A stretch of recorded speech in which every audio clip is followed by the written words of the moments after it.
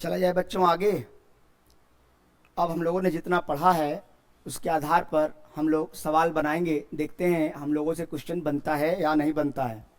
ठीक है, चलो देखो, एक सवाल है, give the structure of the products. ये एनसीईआरटी का सवाल है, इन टेक्स्ट का क्वेश्चन है 11.6, पुराने किताब से 11.6 दिया हुआ है। इसको सॉल्व कैसे करेंगे देखिए। Give the structure of the products you would expect when each of the following alcohol reacts with के बाद यहाँ छूटा हुआ है with HCl ZnCl2 यानी लूकस रिएजेंट है। दूसरा आपको दिया हुआ है HBr के साथ दिया हुआ है, और तीसरा आपको दिया हुआ है SOCl2 के साथ। थायोनाइल क्लोराइड कहते हैं इसको। क्या कहते हैं इसको? थायोनाइल क्लोराइड या सल्फ्यूरस डाइक्लोराइड। सल्फ्यूरस डाइक्लोराइड या थायोनाइल क्लोराइड, ये तो जान रहे हैं HBr है, और ये क्या है? लूकस रिएजेंट। HCl प्लस ZnCl2 को लूकस रिएजेंट कहा जाता है। अब कहता है बारी बारी, अच्छा यहाँ N के बाद E नहीं लगेगा, N के बाद यहाँ E नहीं होगा। ब्यूटेन ऑल है, यहाँ पर भी N के बाद E नहीं लगेगा, मिसप्रिंट हो गया है। 2 मिथाइल ब्यूटेन 2 ऑल। अब कहता है कि ये इन तीनों से रिएक्ट करके क्या बनाएगा, और ये सेकंड वाला इन तीनों से रिएक्ट करके क्या बनाएगा। मतलब टोटल कितना रिएक्शन समझ रहे हैं? एक का 3 और दूसरे का 3 है, टोटल 6 रिएक्शन यहाँ पर है। छोटा सा क्वेश्चन दिख रहा है। अब एक बात समझ लो कि ब्यूटेन 1 ऑल जो है ये 1 डिग्री अल्कोहल है, और ये जो है 3 डिग्री अल्कोहल है। तो पूछता है कि क्या क्या प्रोडक्ट बनेगा। सो देखिए, सबसे पहले ब्यूटेन 1 ऑल का मतलब है CH3 CH2 CH2 CH2 OH, ये 1 डिग्री अल्कोहल है। और इसको जब आप HCl के साथ रिएक्शन कराएंगे ZnCl2 के प्रेजेंस में, तो आप समझ लीजिए कि यहाँ पर कोई रिएक्शन नहीं होगा, no reaction at room temperature. Room temperature पर रिएक्शन नहीं होगा। क्यों नहीं होगा? क्योंकि हम जानते हैं कि ये जो 1 डिग्री अल्कोहल है और ये जो 1 डिग्री अल्कोहल है ये स्लो रिएक्ट करता है। हाँ, और यहाँ पर HCl है, ये भी स्लो रिएक्ट करता है, ये भी स्लो है, और 1 डिग्री अल्कोहल भी स्लो रिएक्ट करता है, और इसीलिए रूम टेम्परेचर पर रिएक्शन नहीं होगा। सिर्फ क्लाउडीनेस थोड़े देर के बाद दिखने को मिलेगा, हल्का क्लाउडीनेस होगा।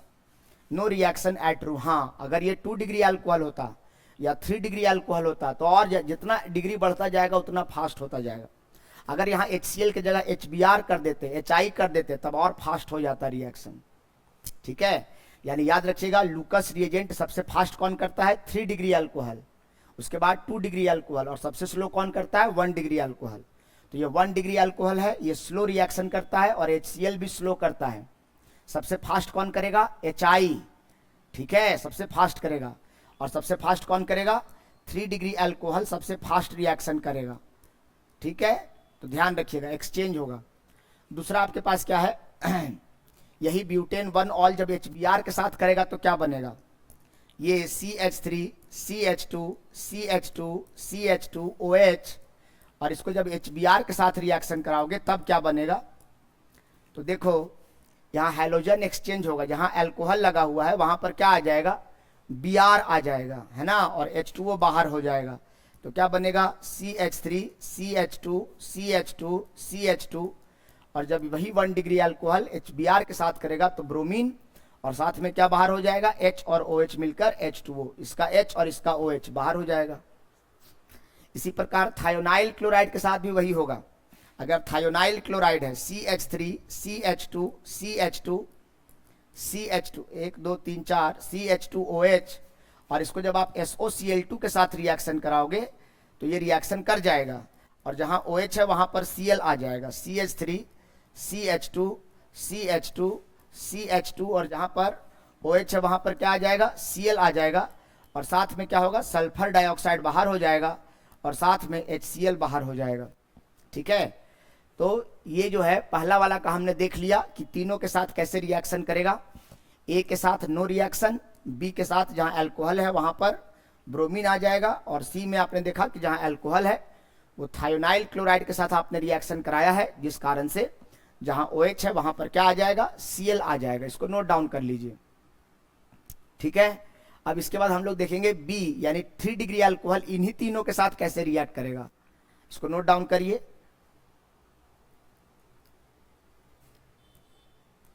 देखिए अब आपके पास क्वेश्चन क्या कह रहा था, ये क्या कह रहा था, 2 मिथाइल ब्यूटेन 2 ऑल लेने बोला है, 2 methyl butane 2 all.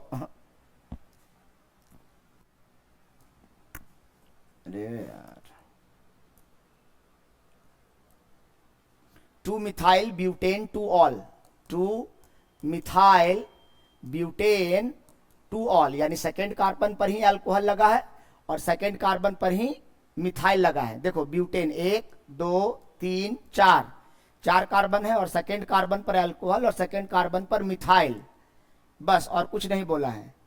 Methyl second carbon पर अल्कोहल, बाकी जरूरत के हिसाब से हाइड्रोजन सेट कर दीजिए।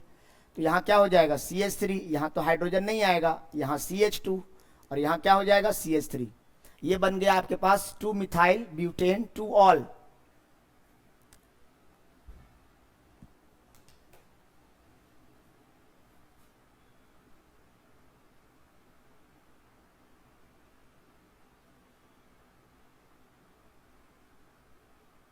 ठीक है, क्या लिखा हुआ है, 2 मिथाइल ब्यूटेन 2 ऑल, ये है आपके पास।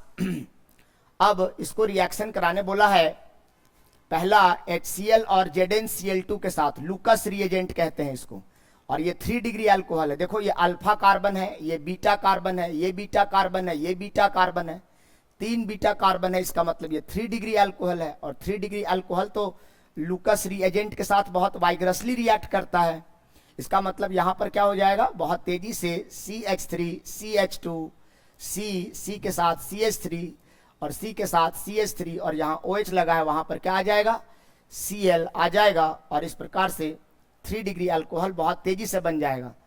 और साथ में क्या बाहर हो जाएगा, बाई प्रोडक्ट है, तो H और OH मिलकर क्या बन जाएगा, H2O बन जाएगा। ये 3 डिग्री अल्कोहल है, वो HCl के साथ रिएक्शन करेगा। ठीक है, इसी 1 डिग्री था इसके पहले वाले में तो नहीं कर रहा था, लेकिन 3 डिग्री देखो फास्ट करेगा। इसी प्रकार से फिर से पूछा है कि इसको अगर रिएक्शन कराया जाए, किसके साथ कराया जाए, तो पूछा है HBr के साथ कराया जाए, बोला है ना, HBr के साथ कराने बोला। एक तो इससे कराने बोला, फिर HBr से कराने बोला, फिर SOCl2 से कराने बोला। तो अगर HBr से रिएक्शन करेंगे तो क्या होगा, तो जहां OH है ना, यहाँ Br आ जाएगा, CH3 CH2 C CH3 CH3, और जहां OH है वहां पर क्या आ जाएगा, Br आ जाएगा, और साथ में क्या बाहर हो जाएगा, H2O। इस प्रकार अल्कोहल से हेलो एल्केन बन रहा है। इसी प्रकार कहता है कि इसमें इस बार SOCl2 डालना है, थायोनाइल क्लोराइड, या इसको कहते हैं सल्फ्यूरस डाइक्लोराइड। फिर से वही होगा, जहां OH है वहां Cl आ जाएगा, और क्या बनेगा, CH3 CH2 C CH3, और जहां OH है वहां क्या हो जाएगा, Cl, और साथ में CH3। अब यहाँ SO और यहाँ का O, SO2 sulphur dioxide gas बनकर बाहर हो जाएगा, उड़ जाएगा, और साथ में HCl भी उड़ जाएगा, और इस प्रकार एकदम प्योर हेलो एल्केन मिलेगा आपको। तो इन तीनों में सबसे बेस्ट तरीका यही है, कभी भी अल्कोहल से हेलो एल्केन बनाना हो तो बेस्ट रिएजेंट यही माना जाता है, बेस्ट रिएजेंट माना जाता है। कौन, थायोनाइल क्लोराइड। क्या करने के लिए, अल्कोहल से हेलो एल्केन बनाने के लिए। नोट डाउन कर लीजिए, इसको भी स्क्रीनशॉट ले लीजिए। चले आगे, देखिए, predict the major product of acid catalysed dehydration of. अगला क्वेश्चन क्या कहता है वो देखो ध्यान से, डिहाइड्रेशन करने बोल रहा है। क्या करने बोल रहा है, dehydration. Predict the major product of acid catalysed dehydration of, predict the major product of acid catalysed dehydration of, predict the major product of acid catalysed, dehydration करना है और मेजर प्रोडक्ट लिखना है, 1 मिथाइल साइक्लोहेक्सेनॉल। अच्छा, 1 methyl cyclohexanol, तो cyclohexane बन गया, इसमें अल्कोहल भी आ गया और इसी पे मिथाइल भी आ गया, तब ना बनेगा 1 मिथाइल साइक्लोहेक्सेनॉल। और इसका क्या करना है, डिहाइड्रेशन करना है। तो हम सब जानते हैं कि डिहाइड्रेशन करने का रिएजेंट क्या होता है, कंसंट्रेटेड सल्फ्यूरिक एसिड होता है, और हीट करना होता है कितना पर, 443 केल्विन पर हीट करेंगे तो डिहाइड्रेशन होता है। डिहाइड्रेशन मतलब रिमूवल ऑफ वाटर मॉलिक्यूल। ठीक है, तो यहाँ डिहाइड्रेशन करेंगे। अब देखो डिहाइड्रेशन कैसे होता है, डिहाइड्रेशन होता है, इस कार्बन से OH कनेक्ट है, मतलब ये कार्बन अल्फा कार्बन कहलाएगा, और अल्फा कार्बन से जो कार्बन डायरेक्ट कनेक्ट होता है उसको बीटा कार्बन कहते हैं। तो अल्फा से ये कनेक्ट है मतलब बीटा कार्बन, अल्फा से ये कनेक्ट है मतलब बीटा कार्बन, अल्फा से ये कनेक्ट है मतलब बीटा कार्बन। तो यहाँ पर 3 बीटा कार्बन है, लेकिन बीटा 1 और बीटा 3 एक जैसा सिचुएशन पर है और बीटा 2 अलग सिचुएशन पर है। तो यानी 2 प्रोडक्ट बनने की संभावना है। 3 दिखाने का जरूरत नहीं है। बीटा 1 और बीटा 3 एक जैसा है, तो बीटा 1 लो चाहे बीटा 3 लो, एक ही प्रोडक्ट बनेगा और बीटा 2 से एक प्रोडक्ट बनेगा। मतलब अल्फा से OH को बाहर करो और बीटा 1 से हाइड्रोजन, यहाँ कार्बन कितना बॉन्ड बना रखा है 2, तो 2 हाइड्रोजन इसके पास होगा ना। नहीं समझे, इसको और एलाबोरेट करके दिखा दें। देखो यहाँ पर क्या होगा, यहाँ पर ऐसे हाइड्रोजन रहा होगा, ऐसे हाइड्रोजन रहा होगा, यहाँ पर OH है, यहाँ पर CH3 है, इसी प्रकार यहाँ पर हाइड्रोजन रहा होगा, यहाँ पर हाइड्रोजन रहा होगा। तो सर इसको बीटा 1 कह रहे हैं, इसको बीटा 3 कह रहे हैं, और बीटा 1 और बीटा 3 एक जैसा नहीं है। तो चाहे बीटा 1 और अल्फा से, ये अल्फा है और ये बीटा 1 है, तो अल्फा बीटा 1 से निकालो एक बार, चाहे अल्फा बीटा 2 से निकालो।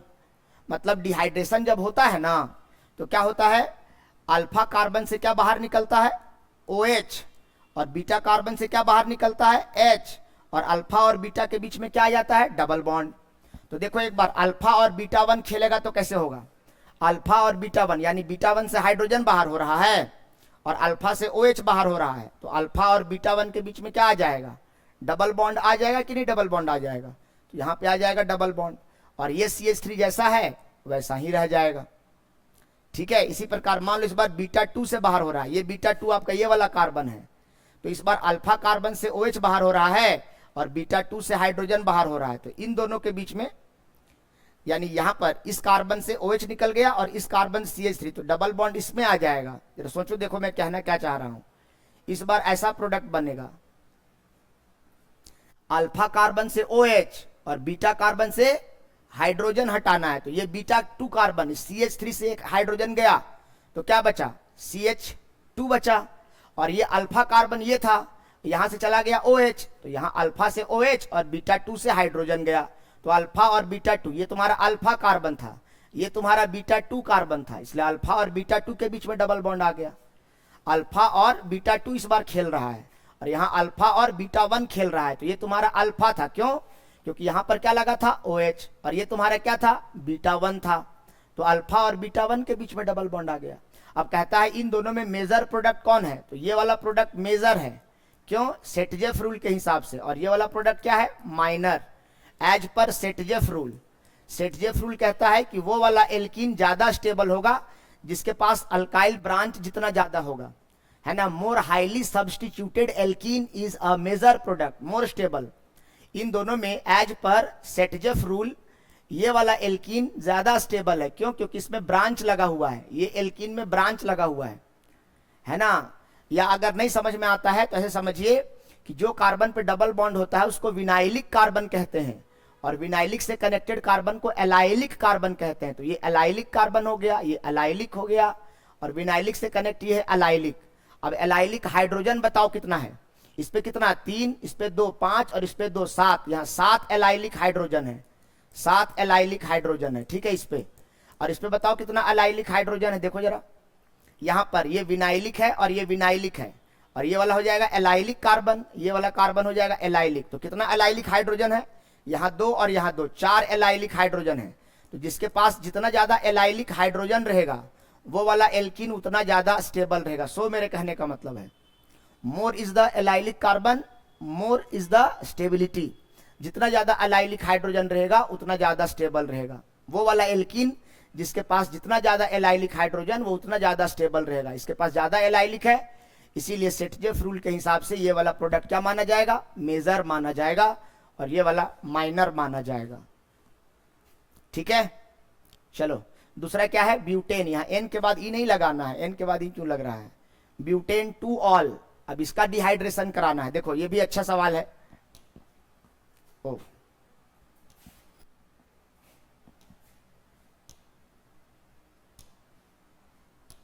देखो ब्यूटेन 2 ऑल से कैसे बनेगा, ब्यूटेन 2 ऑल है आपके पास, यानी CH3 CH2, ब्यूटेन 2 ऑल बोला था ना, CH और CH3 2 नंबर पे अल्कोहल बोला था।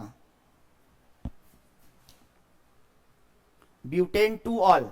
तो जब आपके पास यहाँ पर ब्यूटेन 2 ऑल है तो ये हो गया अल्फा कार्बन और ये हो गया बीटा कार्बन, ये हो गया बीटा। इसको बीटा 1 नाम दे रहे हैं और इसको बीटा 2 नाम दे रहे हैं।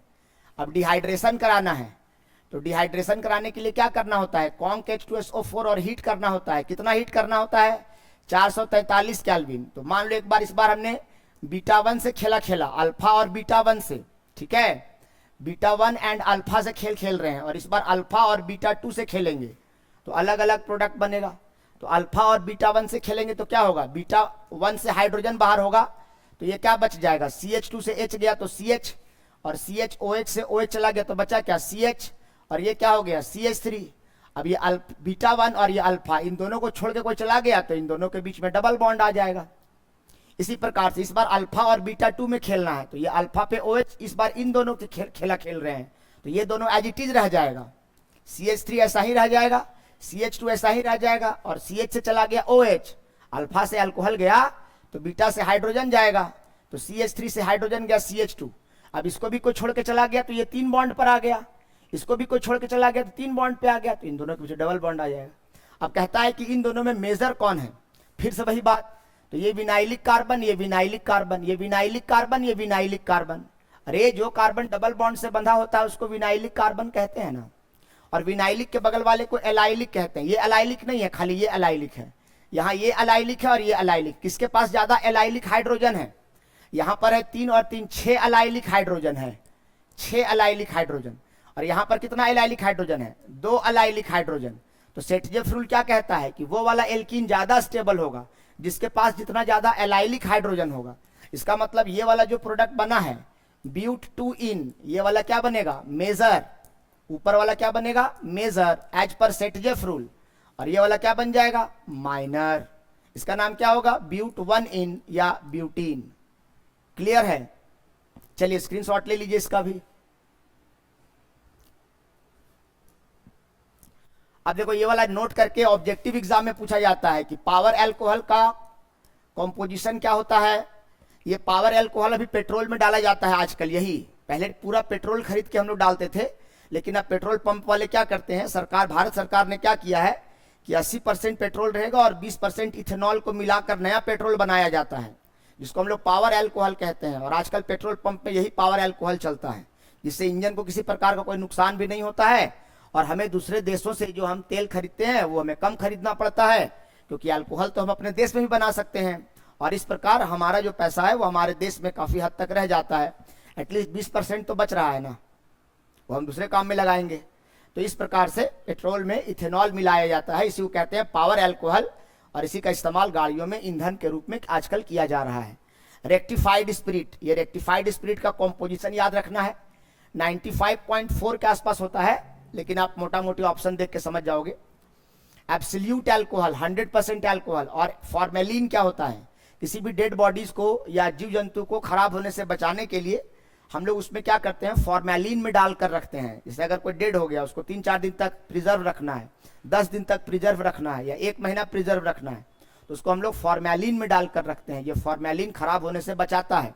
और ये फॉर्मल्डिहाइड और वाटर का मिश्रण होता है फॉर्मेलिन, इसको भी लिख लीजिएगा। वैसे ये फॉर्मल्डिहाइड में पढ़ना है, एल्डिहाइड चैप्टर में, लेकिन आ गया तो लिखा गया तो चलो ठीक है, आगे चलो। अब हम लोग यहां पर खत्म हो गया पूरी तरीके से अल्कोहल और फेनॉल।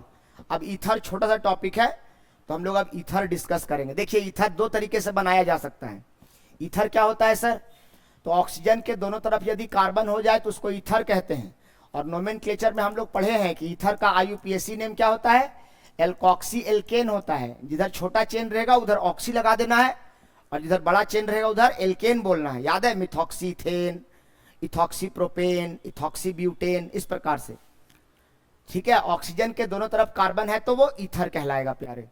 देखो ईथर को बनाने का 2 तरीका है। एक तरीका है कि अल्कोहल के डिहाइड्रेशन से बना सकते हैं, अल्कोहल का डिहाइड्रेशन करते हैं तो इथिन बनता है। ठीक कह रहे हैं आप, ठीक सोच रहे हैं कि अल्कोहल का डिहाइड्रेशन करते हैं तो इथिन बनता है, लेकिन ध्यान दीजिएगा 413 केल्विन पर अगर करेंगे तब ईथर बनेगा। अभी क्या सिखाया है सर, देखो तो क्वेश्चन क्या करा है, जब डिहाइड्रेशन कर रहे थे तो टेम्परेचर कितना रख रहे थे सर, देखो तो 443 केल्विन रख रहे थे ना, तब ना डिहाइड्रेशन हो रहा था। अल्फा से OH और बीटा से हाइड्रोजन बाहर निकल रहा था। लेकिन जब आप टेम्परेचर को 443 से कम रखेंगे और डिहाइड्रेशन कराएंगे, है ना, तो देखिएगा यहां पर इथेनॉल के बहुत सारे मॉलिक्यूल हैं। तो ऐसा करने से क्या हो जाएगा, CH3 CH2O CH2 CH3, इस प्रकार मॉलिक्यूल जुड़ जाते हैं और इस प्रकार इथॉक्सी इथेन का फॉर्मेशन होता है। ये ईथर बन गया। आप सोचेंगे यहाँ 2 मॉलिक्यूल था, यहाँ 4 कैसे हो गया? अरे इसका 2 मॉलिक्यूल रिएक्ट कर गया होगा यार, 2 मॉलिक्यूल आपस में जुड़ गया, तो इस प्रकार से ईथर बनेगा। कंसंट्रेटेड सल्फ्यूरिक एसिड के प्रेजेंस में अगर इसको अल्कोहल में इसको ये डाल करके और इतना हीट करेंगे तो ये बनेगा। हाँ, अगर इसको इससे ज्यादा हीट कर देंगे तब फिर गड़बड़ है। तब फिर क्या बनेगा, ये अल्फा कार्बन है क्योंकि इसके साथ OH कनेक्ट है, और ये बीटा कार्बन है। तो जब भी कभी यहां पर डिहाइड्रेशन हो जाएगा, यहां पर क्या हो जाएगा, इस टेम्परेचर पर डिहाइड्रेशन हो जाएगा, और डिहाइड्रेशन होने की वजह से क्या होगा, CH3 से एक हाइड्रोजन निकल जाएगा तो CH2 बचेगा, और CH2OH से OH निकल जाएगा तो CH2 बचेगा, और इन दोनों के बीच में डबल बॉन्ड आ जाएगा और साथ में H2O बाहर हो जाएगा। तो देखना, ये ध्यान देने वाली बात यहां पर यह है, ईथर बनाने का तरीका क्या है। डिहाइड्रेशन वाले रिएजेंट से ही ईथर बन रहा है, बस खाली टेम्परेचर का खेल है। टेम्परेचर 413 है तो ईथर बनेगा, और 443 या उससे अबव चला गया, मिनिमम 443 या इससे अबव चला गया तो फिर क्या बनेगा, ये सल्फ्यूरिक एसिड बनना, मतलब ये एल्कीन बनना शुरू हो जाता है। ठीक है, तो ईथर बनाने का 2 तरीका, इसलिए यहां 1 नंबर दिया गया है। एक और तरीका है विलियमसन सिंथेसिस, लिखो इसको। दूसरा है, देखो विलियमसन सिंथेसिस, ये बहुत इंपॉर्टेंट है, 2nd नंबर है ये। विलियमसन सिंथेसिस बहुत इंपॉर्टेंट है, एग्जाम में जरूर आएगा, जरूर आएगा। यही चीज ही है ईथर में, बस और तो कुछ है नहीं। देखो इसके लिए क्या करना होता है, ये आपके पास हेलो एल्केन, और इसके साथ आपको लेना है सोडियम एल्कोक्साइड। क्या लेना है, सोडियम एल्कोक्साइड कहते हैं इसको, सोडियम एल्कोक्साइड। और ये आपके पास क्या है, हेलो एल्केन, या इसी का दूसरा नाम होता है अल्काइल हैलाइड। अब ऐसा करने से क्या होगा, देखिएगा ध्यान से, यहां पे सोडियम पे प्लस और ऑक्सीजन पे माइनस, और ये वाला जो बॉन्ड है वो टूट जाएगा। इसी प्रकार R और X के बीच में ये वाला जो बॉन्ड है, इसमें X पे माइनस और कार्बन पे प्लस चार्ज आ जाएगा। अब देखो इस O माइनस के पास कौन चला जाएगा, बताओ क्या प्रोडक्ट बनेगा, आप ही सोचिए क्या बनेगा, R-O, R मतलब कोई मिथाइल इथाइल प्रोपाइल है, ये सब चिंता मत करो, अभी एग्जाम्पल देंगे। यहाँ O माइनस के पास कौन आ जाएगा, इसका R प्लस, तो ये R बॉन्ड बना लेगा, और इसका Na और इसका X क्या बन जाएगा, NaX। इस प्रकार ऑक्सीजन के दोनों तरफ कार्बन हो गया, मतलब ये क्या बन गया, ईथर बन गया। तो इस प्रकार ईथर का फॉर्मेशन किया जा सकता है। ठीक है, एग्जाम्पल लेते हैं, एग्जाम्पल लेकर समझते हैं, ज्यादा बेटर समझ में आएगा। देखिए, मान लीजिए आपके पास है CH3Cl और आपके पास है CH3CH2ONa, इसका नाम हो जाएगा सोडियम, और सोडियम में इथाइल लगा हुआ है और ऑक्सीजन है, इसको बोलेंगे सोडियम इथॉक्साइड, और इसका नाम क्या हो जाएगा, मिथाइल क्लोराइड, या इसी को हम बोलेंगे क्लोरोमीथेन। अब समझिए ऐसा करने से क्या होगा, जो ऑक्सीजन इलेक्ट्रोनेगेटिविटी का डिफरेंस है, तो ये वाला बॉन्ड टूटेगा और ये वाला बॉन्ड टूटेगा। ठीक है, और इस O माइनस के पास कौन आ जाएगा, CH3 प्लस, और Na प्लस के पास कौन आ जाएगा, Cl माइनस, और एक्सचेंज होगा। तो क्या प्रोडक्ट बनेगा, देखो क्या प्रोडक्ट बनेगा, तो CH3 CH2O पहला मॉलिक्यूल से, और दूसरा मॉलिक्यूल से क्या आकर कनेक्ट हो जाएगा, इसमें CH3 दूसरा मॉलिक्यूल से आकर कनेक्ट हो जाएगा, और क्या बनेगा साथ में, Na और Cl अलग होकर बाहर हो जाएगा, और इस प्रकार इसका नाम क्या हो जाएगा, मिथॉक्सी इथेन। नोमेनक्लेचर पहले पढ़ा चुके हैं, ऑक्सीजन के जिस तरफ कार्बन की संख्या कम होगी उधर ऑक्सी लगाया जाता है, इधर 2 कार्बन है इसलिए इथेन, उधर 1 कार्बन है इसलिए मिथॉक्सी, मिथॉक्सी इथेन, और इस प्रकार ईथर का फॉर्मेशन हो जाएगा। इससे सिर्फ एलिफेटिक ही नहीं, एरोमेटिक ईथर भी बनाया जा सकता है। यहां तक नोट डाउन करिए, एग्जाम्पल देते हैं। देखो मान लो आपके पास है बेंजीन रिंग और इसमें लगा हुआ है क्लोरीन, यानी ये हो गया क्लोरोबेंजीन, और आपने लिया है CH3ONa सोडियम इथॉक्साइड। अब देखो क्या हो जाएगा, Na पे प्लस और ऑक्सीजन पर माइनस, क्लोरीन पर माइनस और बेंजीन के कार्बन पर प्लस, तो तो आपके पास क्या हो जाएगा, CH3O, और उसके साथ क्या आके जुड़ जाएगा, बेंजीन रिंग। इसको क्या कहोगे आप, एनिसोल, या इसका दूसरा नाम क्या होगा, मिथॉक्सी बेंजीन। क्या हो जाएगा, मिथॉक्सी बेंजीन। बेंजीन में OCH3 लग गया तो क्या कहलाएगा, मिथॉक्सी बेंजीन। तो एग्जाम्पल नंबर 1 ये हो गया और एग्जाम्पल नंबर 2 ये हो गया। इस प्रकार आप एलिफेटिक और एरोमेटिक, अच्छा यहां पर अगर आप सोडियम बेंजोक्साइड लेते यानी बेंजीन रिंग अगर लेते तो ऑक्सीजन के दोनों तरफ बेंजीन रिंग आ जाता, उसका नाम क्या हो जाता, फेनॉक्सी बेंजीन, है ना। नहीं समझे, मैं कह रहा हूं तीसरा एग्जाम्पल देखो मैं ले रहा हूं। मैं कह रहा हूं मान लो यहां बेंजीन रिंग पर अगर क्लोरीन लेते प्लस बेंजीन रिंग पर यहां सोडियम एल्कोक्साइड लेते, ये वाला सोडियम ONA, ऐसा तो क्या बनेगा, O माइनस पे प्लस, इस पे माइनस, इस पे माइनस, इस पे प्लस, तो अल्टीमेटली क्या हो जाता, बेंजीन रिंग, ऑक्सीजन, फिर बेंजीन रिंग, और इस प्रकार से क्या बन जाता, फेनॉक्सी बेंजीन। क्या बोला जाता है, इसका नाम क्या हो जाता, फेनॉक्सी बेंजीन। इस प्रकार विलियमसन सिंथेसिस की मदद से आप बड़ी आसानी से कोई भी ईथर का फॉर्मेशन कर सकते हैं। नोट डाउन करिए इसको, एग्जाम्पल 1, एग्जाम्पल 2, एग्जाम्पल 3, जैसे भी सेट करना है आप कर लो, कोई दिक्कत वाली बात नहीं है। तो ईथर बनाने का 2 तरीका, एक H2SO4 की मदद से अल्कोहल के साथ, और दूसरा हेलोएल्केन से। पहला हेलोएल्केन से एक और एक अल्कोहल से। नोट डाउन करो, हो गया।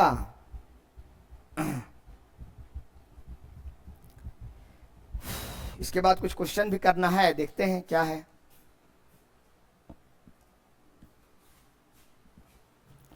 Which of the following is an appropriate set of react, पहले से कॉपी करो उसके बाद आगे बात करते हैं। अच्छा एक और सवाल है, which of the reaction of Williamson, सवाल लिखिए, समझने की कोशिश कीजिए, ट्राई कीजिए एक बार आपसे क्या बनता है कि नहीं बनता है। 1 मिनट का समय दे रहे हैं, कॉपी करो फटाफट, सोचो, बन जाएगा, नहीं बनेगा फिर हम तो हैं ही।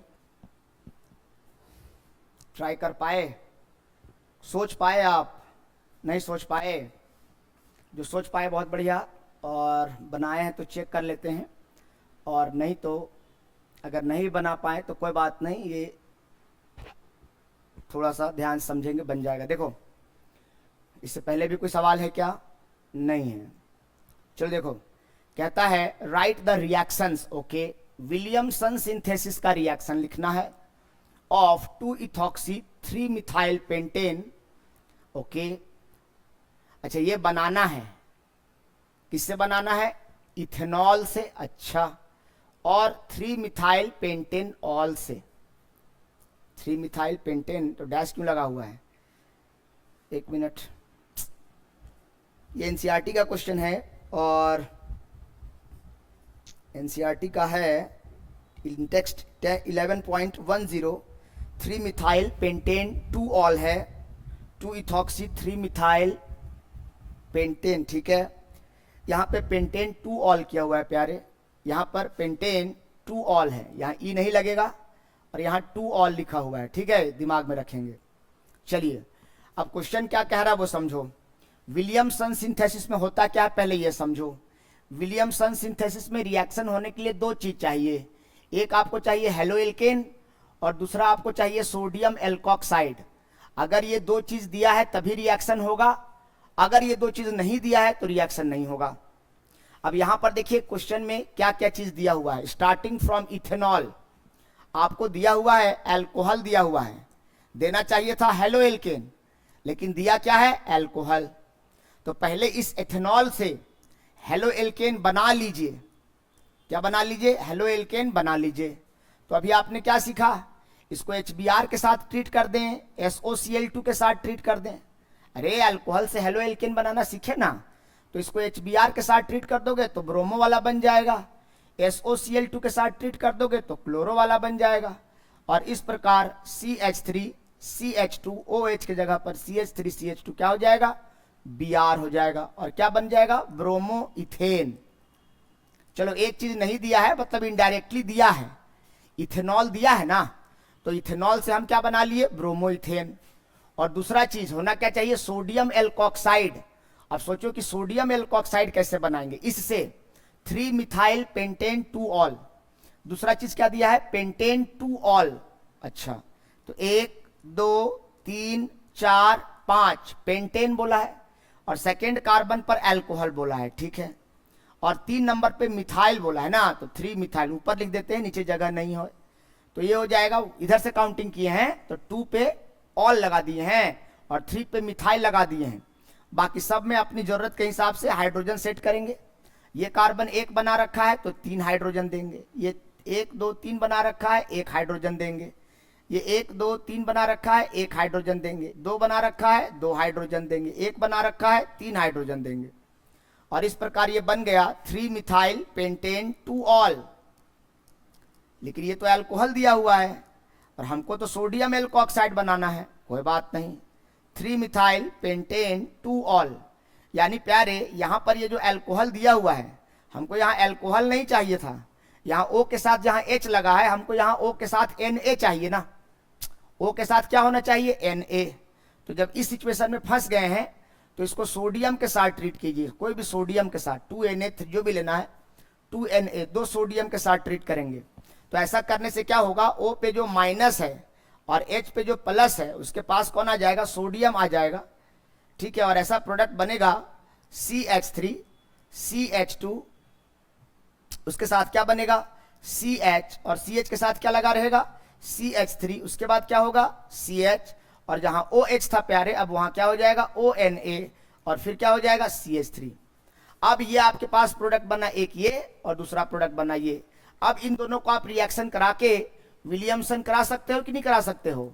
डायरेक्ट आपको क्वेश्चन में दोनों का रिएक्टेंट नहीं दिया था, लेकिन क्या अब पहले इन दोनों को इस लायक बना लिए, विलियमसन रिएक्शन के लायक बना लिए। उस लायक दिया नहीं था, एकदम रॉ मटेरियल दिया था, तो पहले रिएक्टेंट उस योग्य बनाए। यानी इस अल्कोहल से हेलो एल्केन बना लिए किसी एक से, और किसी एक अल्कोहल से सोडियम एल्कोऑक्साइड बना लिए। अब ये दोनों को आपस में रिएक्ट करा देंगे, तो रिएक्ट करा देंगे तो क्या प्रोडक्ट बनेगा जरा बताओ। यहीं पे करते हैं, इसको रिएक्शन इसके साथ करा देते हैं इसी में, CH3, इसको अलग पेन से लिखते हैं बेटर समझ में आएगा। चलो अब इसको रिएक्शन करा देते हैं, इसके साथ करा देते हैं, पीले वाले के साथ CH3 CH2Br के साथ। तो तुम्हारा इतना तो कॉमन सेंस है ही कि क्या बनेगा, तो O पे माइनस और Na पे प्लस, Br पे माइनस और कार्बन पे प्लस, तो जो जैसा है वैसा ही रह जाएगा। बस खाली प्रोडक्ट क्या बन जाएगा जरा दिमाग लगाओ, क्या प्रोडक्ट बन जाएगा देखो लिखते हैं। तो बनेगा आपके पास CH3 CH2 CH, और CH के बाद ऊपर जगह नहीं है इसलिए हम नीचे लिख रहे हैं CH3, उसके बाद बनेगा CH, और CH के बाद O, उसके बाद CH3, और O के साथ जहां Na था इस बार Na की जगह पर क्या आ जाएगा CH2, और साथ में क्या आ जाएगा CH3, और साथ में Na और Br बनकर क्या हो जाएगा, तो NaBr बाहर हो जाएगा। और इस प्रकार हमारे पास प्रोडक्ट बनेगा 2 इथॉक्सी। देख लेते हैं 2 इथॉक्सी बना कि नहीं, बिल्कुल बना, ये 1 ये 2 और 2 पर क्या लग गया इथॉक्सी, बहुत बढ़िया। 3 methyl pentane, 2 ethoxy 3 methyl pentane का निर्माण हो पाया है। हो पाया है कि नहीं हो पाया है, देख पा रहे होंगे आप लोग।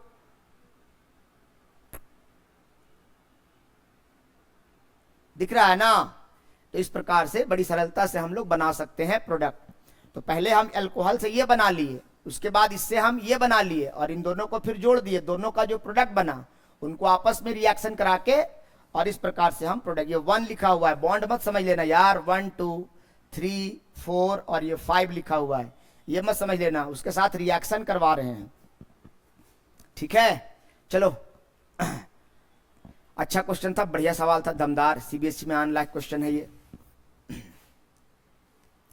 अगला है which of the following is an appropriate set of reactant for, अच्छा कहता है इनमें से कौन सही सेट है, मतलब ये दोनों बढ़िया रिएक्शन करेगा कि ये दोनों बढ़िया रिएक्शन करेगा, क्या बनाने के लिए, तो 1 मिथॉक्सी 4 नाइट्रोबेंजीन। अच्छा बनाना क्या है, 1 मिथॉक्सी 4 नाइट्रोबेंजीन। चलो पहले बेंजीन बनाओ, बेंजीन बना लिए, 1 पे मिथॉक्सी लगाना है, चलो मिथॉक्सी लगाओ, OCH3 4 नाइट्रो लगाने बोला है, चलो 4 नाइट्रो लगाओ, तो ये बन गया 1 मिथॉक्सी 4 नाइट्रोबेंजीन, ठीक है, नहीं दिख रहा है, 1 मिथॉक्सी 4 नाइट्रोबेंजीन बन गया। अब ये वाला बनाना है तो इन दोनों से बढ़िया जल्दी बनेगा कि इससे बनेगा? तो इससे तो नहीं बनेगा। इससे इसलिए नहीं बनेगा क्योंकि मानते हैं यहाँ पे O पे माइनस है, N पे प्लस है, लेकिन यहाँ आपको पता होना चाहिए कि यहाँ जो ब्रोमीन है, ये ब्रोमीन में लोन पेयर होता है और यहाँ रेजोनेंस हो जाएगा। तो रेजोनेंस की वजह से ये वहाँ पे पार्शियल डबल बॉन्ड कैरेक्टर आ जाएगा और जिस कारण से यहाँ पर इसको ब्रेक करना डिफिकल्ट हो जाएगा। Difficult to break, difficult to break, ये वाला बॉन्ड को ब्रेक करना बहुत मुश्किल हो जाएगा रेजोनेंस की वजह से।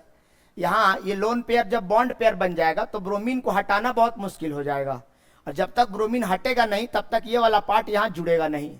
लेकिन यहाँ बहुत आसान है, O पे माइनस, Na पे प्लस, CH3 पे प्लस और Br पे माइनस। तो O माइनस के पास बड़ी आसानी से CH3 चला जाएगा और इस प्रकार O पे क्या जुड़ जाएगा? OCH3 और साथ में आपके पास नीचे रह जाएगा NO2 और यहाँ पर Na और Br साथ में NaBr बनकर बाहर हो जाएगा। ठीक है, ये वाला क्यों नहीं होगा? ये वाला पेयर अच्छा रिएक्शन नहीं कर पाएगा, ये वाला इतना जल्दी नहीं कर पाएगा, ये नहीं बना पाएगा जल्दी। क्यों? क्योंकि यहाँ जब तक ब्रोमीन यहाँ से हटेगा नहीं तब तक ये CH3 यहाँ से O माइनस, ये पूरा सेट वो नहीं जा पाएगा वहाँ, तो इसको हटाना ही डिफिकल्ट है। लेकिन इसके मुकाबले ये पेयर ज़्यादा आसान है, इसीलिए ये वाला पेयर, सेकेंड वाला जो पेयर है वो ज़्यादा बेटर रिएक्शन करेगा। तो इस सवाल का जवाब यह है, नोट डाउन कीजिए। अगला क्या कहता है? अच्छा, ईथर कैसे रिएक्शन करता है तो ये तो आप लोग समझ ही जाएंगे। ऑक्सीजन पे माइनस, R पे प्लस, H पे प्लस, X पे माइनस, तो O माइनस के पास कौन चला जाएगा? H प्लस, और R प्लस के पास कौन आ जाएगा? X minus. तो इस प्रकार से क्या बन जाएगा? ईथर को जब अगर किसी हैलोजन एसिड के साथ ट्रीट करेंगे तो ऐसा करने से ये क्या बन जाएगा? फेनॉल बन जाएगा और ये एल्काइल हैलाइड बाहर हो जाएगा। ये तो सिंपल रिएक्शन है। इसी के आधार पर, इसी कॉन्सेप्ट के आधार पर यहाँ पर रिएक्शन कराया गया है। ये कॉन्सेप्ट समझिए, ठीक है। अगर आपके पास कोई ईथर है तो ध्यान दीजिएगा, ईथर में हट क्या रहा है? जो छोटा वाला पार्ट रहता है ना, ये वाला हटता है। ऑक्सीजन बेंजीन के साथ जो बड़ा पार्ट और छोटा पार्ट है ना ऑक्सीजन में, जो छोटा वाला पार्ट रहेगा उसको हैलोजन एसिड रिप्लेस कर रहा है। देखो O के साथ क्या चला जा रहा है? H चला जा रहा है और छोटा वाला जो R है वो बाहर निकल के आ रहा है। ध्यान देना। इसी आधार पर यहाँ क्वेश्चन देखो क्या बनेगा। तो देखो यहाँ ऑक्सीजन के इधर 3 कार्बन का चेन है और इधर 1 कार्बन है, तो यहाँ H प्लस, ये प्लस का साइन है, प्लस, यानी इसके साथ रिएक्शन कराएंगे तो क्या बनेगा? तो H पे प्लस है और Br पे माइनस, तो O पे माइनस और CH3 पे प्लस। आप सोचेंगे ये वाला बॉन्ड भी तो टूट सकता था सर, ये वाला बॉन्ड क्यों टूटेगा? अभी सर क्या सिखाए? Always remove smaller one. क्या सर ने सिखाया? Always remove smaller chain. जिधर चेन छोटा है उधर वाले चेन को हटाने की कोशिश करो, उसको हटाने की कोशिश करो, और इसीलिए प्रोडक्ट क्या बन जाएगा? CH3 CH2 CH2, O जैसा है वैसा ही रहेगा और O के साथ क्या आ जाएगा बताओ? H आ जाएगा, एल्कोहल बन जाएगा और CH3 और Br मिलकर क्या बन जाएगा? तो CH3Br बन जाएगा। और इस प्रकार जहां ईथर था वहां पे क्या बन जाता है? एल्कोहल बन जाता है। इसी प्रकार यहां पर इथॉक्सी बेंजीन है तो फिर से वही होगा, O पे माइनस और ये वाला कार्बन अलग होगा, ये वाला, और बेंजीन रिंग पर OH आ जाएगा और क्या बन जाएगा? फेनॉल। और साथ में क्या बनेगा बताओ? C2H5 और Br क्या बन जाएगा? तो C2H5Br, छोटा चेन बाहर होगा बेंजीन से। इसी प्रकार यहां पर है, यहां तो नाइट्रेशन हो रहा है, ये क्या है? नाइट्रेशन। तो ये तो सिंपल है, पारा पोजीशन पर एक बार नाइट्रो जाएगा और एक बार ऑर्थो पोजीशन पर नाइट्रो जाएगा। तो OC2H5 लिखा हुआ है तो इसके रेस्पेक्ट ये नाइट्रेशन करने का रिएजेंट है जी। तो नाइट्रो तो इलेक्ट्रोफाइल है, तो बेंजीन रिंग में कहाँ जाएगा? एक बार ऑर्थो पर जाएगा और एक बार पारा पर जाएगा, 2 प्रोडक्ट बनने की संभावना है। इसी प्रकार से यहां पर फिर क्या हो जाएगा? लंबा चेन है, doesn't matter, CH3 try C, बहुत मिसप्रिंट हो गया है, CH3 यहाँ पे C का कोई मतलब नहीं था, ये फालतू है। उसके बाद C के बाद O है, यानी कहने का मतलब प्रोडक्ट क्या बनेगा सो पूछ रहा है। तो CH3 CH3 ये प्रोडक्ट कह रहा है और इसके साथ O लगा हुआ है और O के साथ क्या हो जाएगा? O minus C2H5 plus. किसके साथ रिएक्शन कराना है ये दिया नहीं, मान लो कुछ भी दिया होगा, सपोज बुक में देख लीजिएगा HX दिया होगा, तो यहाँ पर इसके साथ क्या आ जाएगा? H आ जाएगा और साथ में C2H5 और जो भी हैलोजन रहेगा वो बाहर हो जाएगा। ठीक है, कॉन्सेप्ट समझिए, जो छोटा ऑक्सीजन के जिधर छोटा कार्बन रहेगा, छोटा चेन रहेगा, उधर से चीजों को हटा देना और बड़ा वाला चेन को वैसा ही रहने देना, और बड़ा वाला चेन से अल्कोहल बनाना, लिख लेना हिंदी में कहीं, always make alcohol with bigger carbon chain and halo alkane with smaller carbon chain. जो कार्बन चेन छोटा होगा इससे हेलो एल्केन बनाना, और जो बड़ा चेन होगा उससे अल्कोहल बनाना। अल्कोहल ऑलवेज बिगर चेन से बनेगा, लिख लो। और इसी के साथ अल्कोहल फेनॉल ईथर आपका जो चैप्टर है एनसीईआरटी के हिसाब से ओवर होता है। अब हम लोग अगली क्लास बायोमॉलिक्यूल्स पढ़ेंगे, और क्वेश्चन करेंगे एनसीईआरटी वगैरह के, लेकिन अभी फिलहाल इतना ही इसको रखेंगे। अब हम लोग बायोमॉलिक्यूल्स पढ़ेंगे जल्दी जल्दी, क्योंकि आपके बोर्ड एग्जाम्स आ रहे हैं, तो आपके पास नोट्स कंप्लीट होना चाहिए। फटाफट कंप्लीट करते जाएं साथ साथ बच्चों।